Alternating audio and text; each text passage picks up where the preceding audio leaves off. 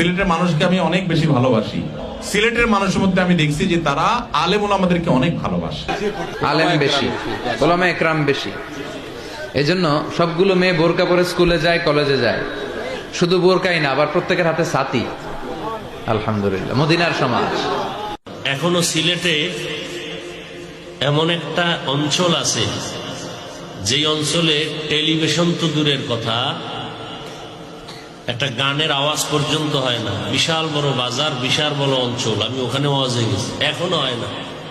ওই এলাকার বড় একজন আল্লাহওয়ালা, তার থেকেই এ পর্যন্ত এখনো এলাকাটা গুনাহ মুক্ত জাহেরি ভাবে। আর সিলেটটা হলো বাংলাদেশের মধ্যে সবচেয়ে ধনী জেলা।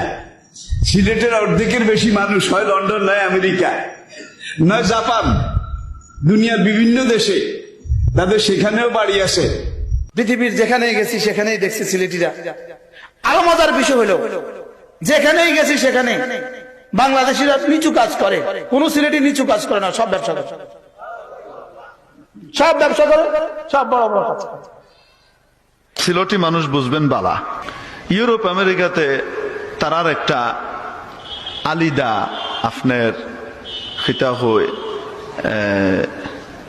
সংস্কৃতি আছে, কালচার আছে। সিলেটের মানুষ খুব মিশুক হয়, খুব ভালোবাসার মানুষ হয়। বাংলাদেশের ভিতর বেশি মেহমান প্রিয় হলো সিলেটের মানুষ।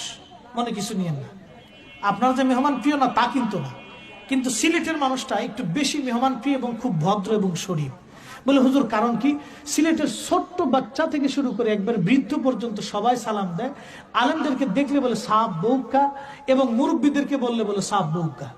কারণ সিলেটের জমিন ওলি আল্লাহর জমিন, সিলেটের জমিন বেলায়েতের জমিন, সিলেটের জমিন 360 ওলিয়ার জমিন। এটার সঙ্গে বেয়াদবি করা যাবে না। সিলেটে এসে বাড়াবাড়ির কোনো সুযোগ নাই, কারণ সিলেটের মানুষ সব শিক্ষিত মানুষ। And maximum of them, they live in Canada or they live in London. And Silet is also called second London in the world. কি সিলেটবাসী শাহজালাল মুজাররাদি আমিনীর পুণ্যভূমির এই সন্তানেরা, আপনারা ভালো আছেন সবাই? উলিয়া উলিয়ার দেশের মানুষ। আল্লাহ পাক এই ভূমিকে দিন বিজয়ের জন্য আবার কবুল করে বলেন আমিন।